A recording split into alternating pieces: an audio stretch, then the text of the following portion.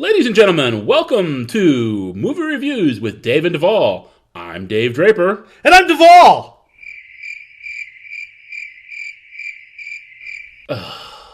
It's not enough that you gotta keep the Ewok thing going for me. What? I can be cute. I'm adorable. And My wife says so. yeah. So, anywho... Yes. Our first movie today is The Deadpool, the last Dirty Harry movie starring Clint Eastwood as Dirty Harry Callahan and a young Jim Carrey as... Wait, what are you talking about? The movie reviewing this week, The Deadpool.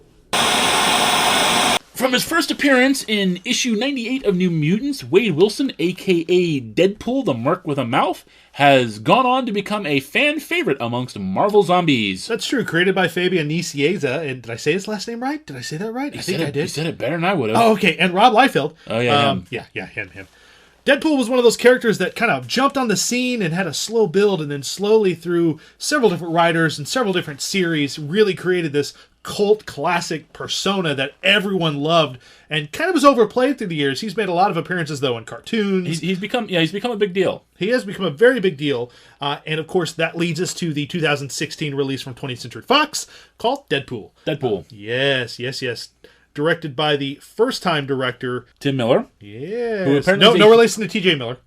Okay, I don't know who that is. That's the guy that plays Weasel in the movie. Okay, sure. Yeah. But yeah, apparently a huge comic book fan, and I feel like it showed in the movie. It showed. Now, of course, this film was something that's been almost 10 years in the making, ever since Deadpool made his first on-screen appearance in X-Men Origins Wolverine. Yes. Way back when, in a very horrible movie, where the first half of it was really good, and then the second half, they basically took the Deadpool character who appeared in the first half of the film, that was expertly portrayed by Ryan Reynolds, that made everyone go, he is Deadpool! Yeah, he was perfect as Deadpool before he became Deadpool, and then they made him into some other thing. They made him this thing that had big swords coming out of his arms, and he could shoot lasers like Cyclops, and his mouth was all molded over and sewn shut and weird looking. Yeah. It was really awful. It was really bad. Yeah.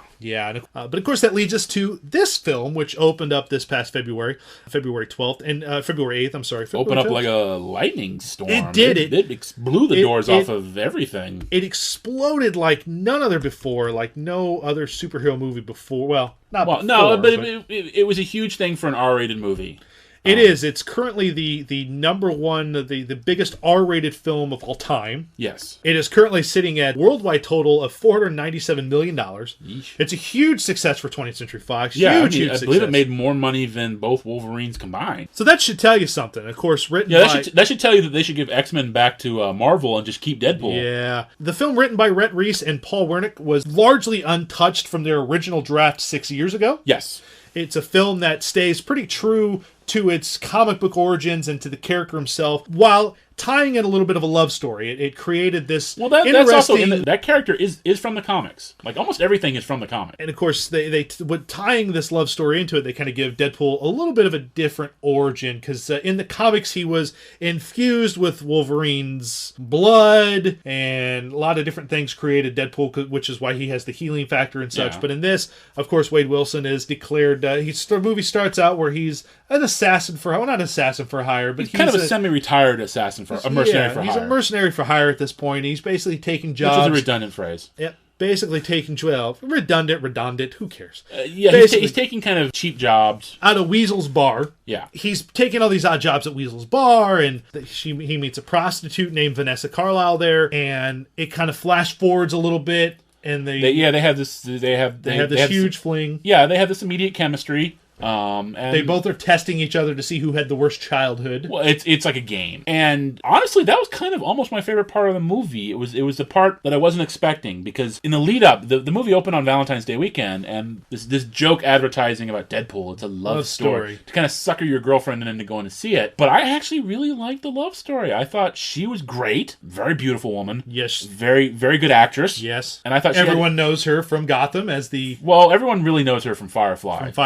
But she's also on Gotham as Leslie Tompkins, which is not who I think of as Leslie Tompkins at all. No. But you know what? We traded up. I think that love story actually really held the rest of the movie together for me, and I enjoyed it, because usually they throw in a love story as a perfunctory thing. You know, oh, here's a girl, you are in love. And I really felt like there was, and it was essential to his story, that he was, you know, trying to get cured so that he could be with her, and then he gets screwed up, so he's got to get cured from that. Because it's all about her, and I really believed that relationship, which is the core of the film. Which is the core of the film. And of course, Wade is diagnosed with terminal cancer throughout that, and he decides he doesn't want Vanessa to stay with him through that, so he runs off to join a project that promises him they can cure his cancer and make him into a superhero. And of course, he meets our villains, Ajax and Angel Dust, who he does not like immediately.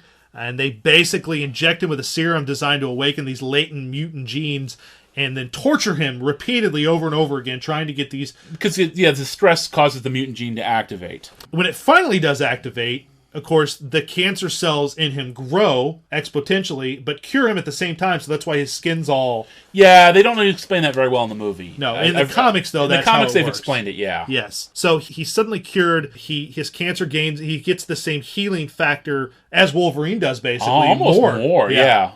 It's implied that it's stronger than Wolverine's. Yes, it's much stronger than Wolverine's, which we'll find out, which we see later in the film as he's fighting on the bridge. He's tracked Ajax down, which is how the film starts, on the bridge, which was the famous scene that we saw in the leaked footage. In the leaked footage, yeah, and in all the trailers too. Yeah, in all the trailers. So he's tracked Weasel down. They're fighting, and of course here comes the X-Men. Ajax down. Tracked Ajax down. Of course, here come the X-Men in the form of Colossus and Negasonic Teenage Warhead. So they kind of stop him. Ajax gets away, and of course Colossus handcuffs Wade to take him back to the mansion because he's been trying to talk him into joining the X-Men. Yeah. And Wade's of course this foul-mouthed, just crazy assassin at this point. Yeah, and Colossus is played up a little too... Goody two-shoes. Goody two-shoes, old school comic booky, such language, and on a school night. Yeah. Eat your vegetables. But of course, Deadpool cuts his own hand off to escape, and it regrows over the course of an evening. Yeah, and that was actually kind of funny, because there's a scene where he's got like the little tiny baby hand. And... Yes, of course, he's living with an elderly blind woman named Al. Yeah. Who is a great thing in the film. His hand does grow back overnight, so he's kind of caressing Al's face with this little baby hand. Yeah. And he basically tells her that she has to excuse him now because things are probably much bigger in that hand. Yeah. Use your imagination. But of course, Wade in all of this just wants to not only find Ajax and cure himself, but he wants to reunite with Vanessa. Well, because Ajax had told him that he could fix the ugliness. Yes. So that's why he wants Ajax. And I will say that as much as I love the love story, I feel like I feel Ajax is like the weak link of the film. You did not like the villains in this at all. I did not like the villains in this. I thought Ajax was kind of... I mean, they even make a joke about it in the beginning. It's like a British guy as the villain. And that's what he was. I mean, he was just very boring, very generic, not quite as bad as some of like the Disney Marvel ones. Yes. Like the Yellow Jacket or Franklin Pierce. But he was still pretty generic. And I also know that there were a lot of difficult negotiations with Fox. Negasonic Teenage Warhead is in the film because... she's literally the only character they let them use because they hadn't heard of her. Yes. And she has Cannonball's powers because they wanted to use Cannonball.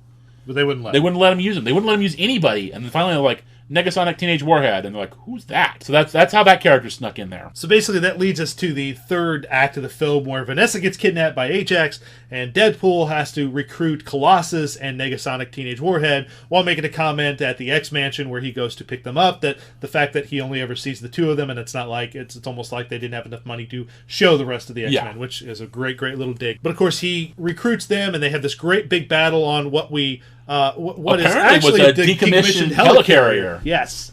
Like, I knew it was an aircraft carrier. I didn't realize it was a helicarrier. It was a helicarrier. Just made to look just enough not like a helicarrier, but it was a helicarrier. Yeah, apparently. So they have this big battle, and of course Deadpool wins the day and wins the girl back. Yeah, love conquers all. Love conquers all, indeed. And apparently it's blind. And apparently it's very blind. Overall, Deadpool is one of those films that is a lot of fun from start to finish, I think. There's very little lull in the film. There's very little fat on the bone. Yeah, there's very little fat on the bone. They've crafted a movie that does not stop and just goes from action to joke to action to joke to action to joke, and really flawlessly too, to a degree. Like Dave said, the villains are very the villains are very weak sauce. They're very generic, but it's Deadpool's movie, and if there's a knock on some of these other movies, it's when you have a really kind of outstanding villain, you kind of take away from the hero. So it is. I think it's appropriate that it was really more Deadpool's movie. I just wish the villains had been a little more interesting. I agree. Overall, I liked it. I thought it was good. I enjoyed it.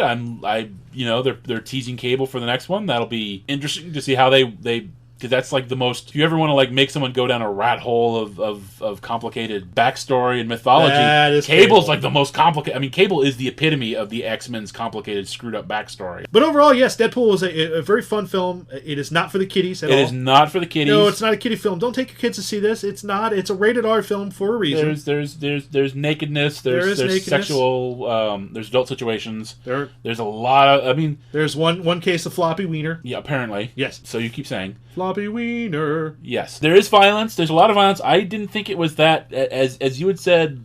The violence is no worse than what's on The Walking Dead. Yes, exactly. So not bad for a little movie with a $58 million budget. Yeah, like $65 million. I mean, that's peanuts these days. It is very much peanuts. And it was all up there on the screen. Every little bit of it was up there. When you find out how little it was made for, I think that makes the movie even more impressive. Yes. And the fact that 20th Century Fox has already greenlighted a sequel, which they're not stupid. They like money. Yes, they do. And Ryan Reynolds, of course, will return as the titular hero. Yeah. I would hope. Protagonist. Protagonist. Yeah. Well, I would assume so. I mean, he loved doing this movie, and it's been something he's been fighting for. This is the role that Ryan Reynolds was born to play. And it is a perfect meld of actor and character. So Dave and I give this film 3 bald spots up. Who's the third bald spot? I haven't decided yet, but 2 of them are ours. Yeah. Well, minus this giant pink hair of mine. It's very heavy. And sometimes I can't think straight. That's true. Looks like cotton candy. It's kind of neat. It does look like cotton candy. Yeah, it does, doesn't it? No. Yub nub. Whoa. No. Yub No. nub. No, yub nub. Yub No, yub nub. No, stop yub nubbing. You're not yub nubbing nothing. Help.